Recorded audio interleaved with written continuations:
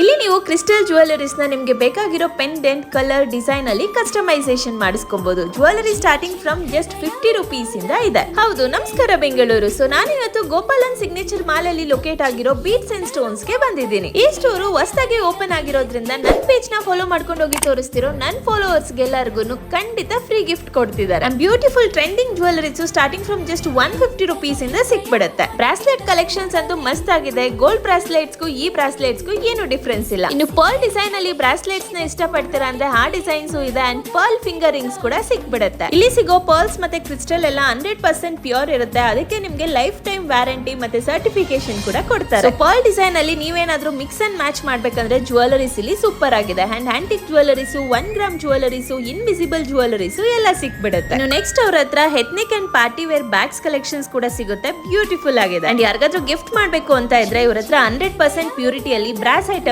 ಕೂಡ ಅವೈಲೇಬಲ್ ಇದೆ.